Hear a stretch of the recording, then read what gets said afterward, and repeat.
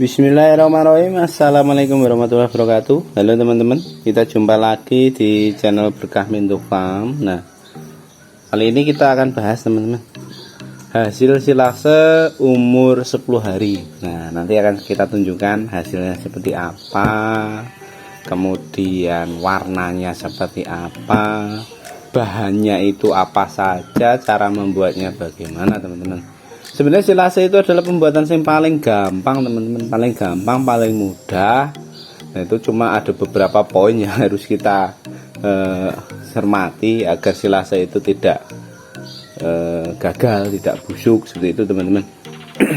Oke, ini silase dengan tempat wadah tong ya. Kenapa saya memilih tong seperti ini?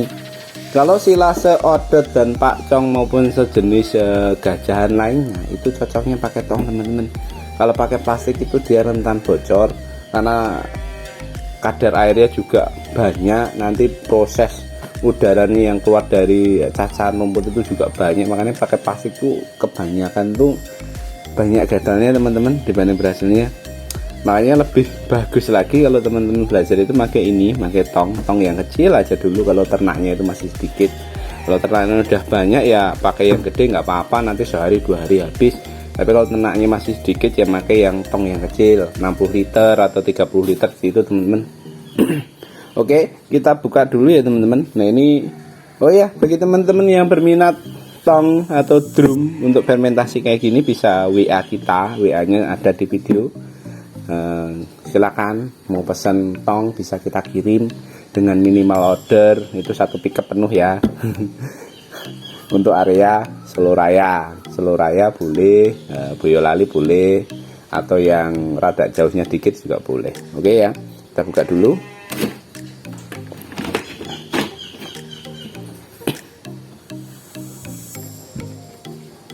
Bismillah. Ini sengaja nggak tak kasih plastik ya teman-teman, karena ini jangkanya jangka pendek. Nah ini penampakannya setelah 10 hari. Baunya harum teman-teman, baunya harum, tidak ada jamur, tidak ada set, tidak ada uget-uget.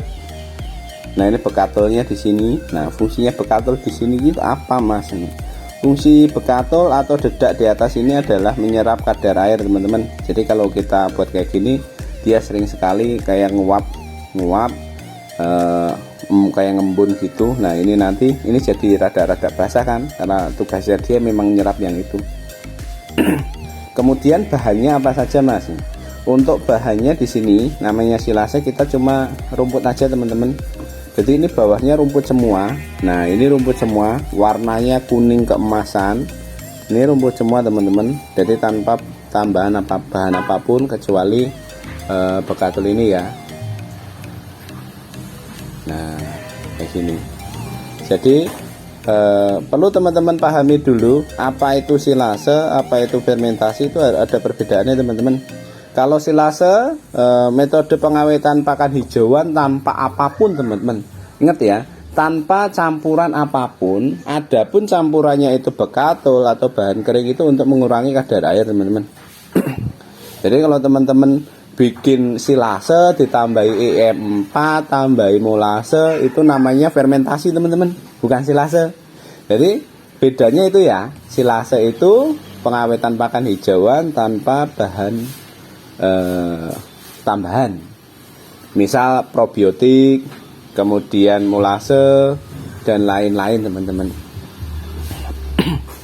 Jadi kalau fermentasi sendiri itu bisa kayak gini difermentasi teman-teman. Tapi idealnya, menurut saya hijauan itu di silase bukan difermentasi, karena bahannya juga kadar airnya tinggi.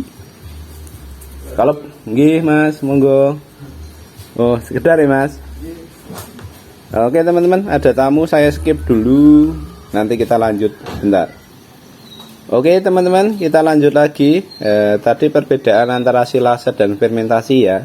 Nah silase dia tanpa campuran apapun. Adapun campurannya cuma bahan kering ya. Boleh menggunakan pekatol, boleh menggunakan tebon kering, boleh menggunakan rendeng kacang tanah yang kering, atau rendeng kangkung. Itu tujuannya untuk menyerap kadar air teman-teman. Nah itu untuk silase.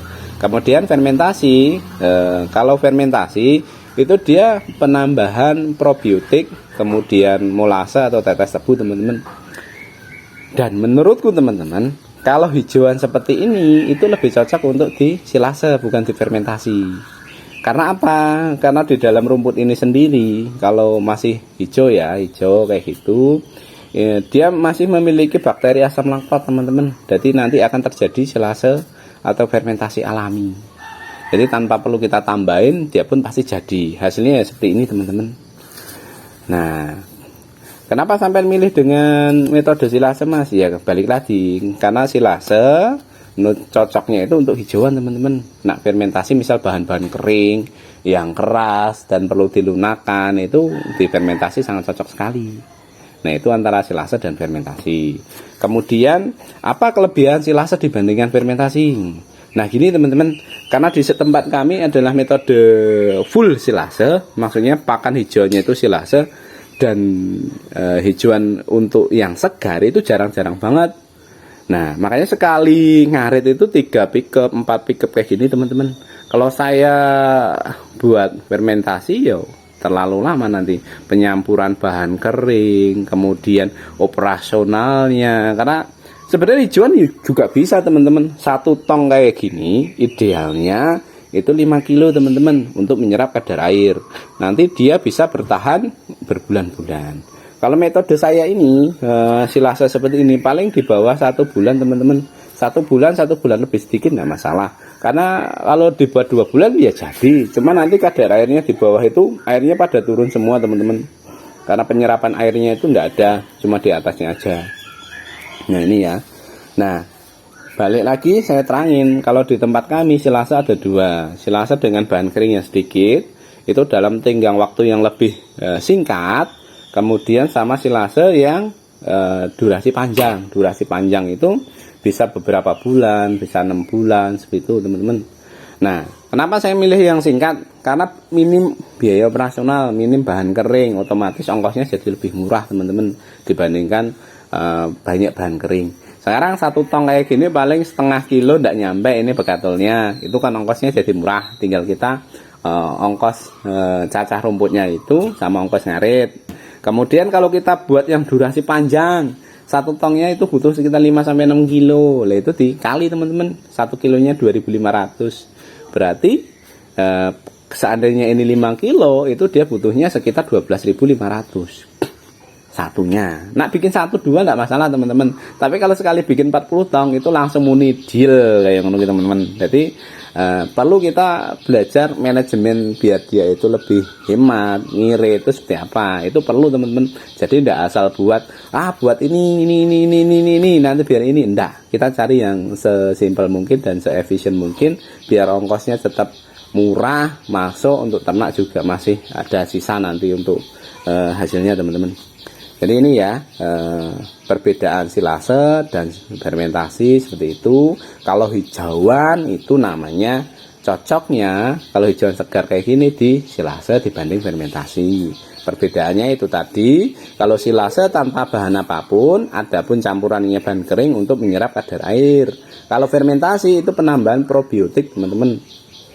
Jadi kalau bikin hijauan kayak gini dikasih EM4, dikasih molase, itu bukan silase namanya, tapi fermentasi. Nah kayak gitu teman-teman.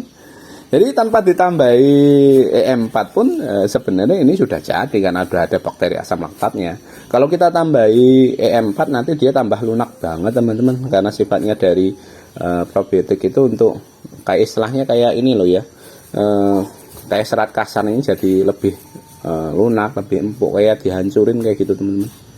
Nah ini teman-teman bisa nyoba metode saya teman-teman. Misal ternaknya itu ada 10. Nah teman-teman bisa nyoba metode pembuatan silase di tempat kami. Itu untuk durasi pendek aja. Istilahnya untuk para pekerja atau karyawan itu teman-teman tidak perlu ngarit setiap hari. Misalnya ngaritnya hari Sabtu atau Minggu, nanti seminggu lagi ngarit lagi tidak apa-apa. Terus pertanyaan yang sering ditanyakan teman-teman, Mas, silase ini baiknya dikasihkan untuk ternak umur berapa atau berapa hari setelah pembuatan seperti itu. Jadi teman-teman perlu kita pahami silase di tempat kami adalah metode pengawetan pakan hijauan Nah, tujuannya kembali lagi untuk mengawetkan pakan. Bila ini pembuatannya 3 hari, 5 hari, bahkan 7 hari, stok pakan kita sudah habis. Yo dikasihkan aja teman-teman. Entah dia mau udah jadi kayak gini atau belum. Kalau stok pakannya habis ya kita kasihkan aja. Nggak perlu nunggu lama-lama teman-teman. 5 hari pun sudah dia mulai kekuningan. Nah ini usia 10 hari seperti ini teman-teman. Nah ini 10 hari baunya harum. Nah kalau baunya itu, ini baunya harum ya teman-teman. Harum, gurih, arom lah istilahnya kayak gitu. Asal kalau dia baunya busuk, kemudian ada jamurnya di sini, itu ada setnya istilahnya di pinggir-pinggiran kayak gini, itu jadi gagal teman-teman. Penyebabnya yaitu tadi karena penutupan di tong ini juga kurang rapat, masih bocor. Kalau bisa ya ditutup penuh. Ini tadinya penuh sampai gini, tapi kan makin lama makin ambles karena melimpes kan. Nah, terus ditutup bekatol, atasnya sini kasih plastik lagi teman-teman, baru ditutup, diklem. Nah ini nanti dia sudah rapat, kedap. Nah, kunci dari silase itu ya rapat, kedap, padat teman-teman. Jangan sampai ada rongga udaranya di sini. Kalau ngisi ini sampai munjung-munjung kayak gini teman-teman. Jadi nanti ketekan tutup, jet, dia padat. Nah gitu teman-teman, gampang kan membuat silasenya. Jadi setiap hari ternak kita juga menggunakan silase, mau pagi mau sore teman-teman.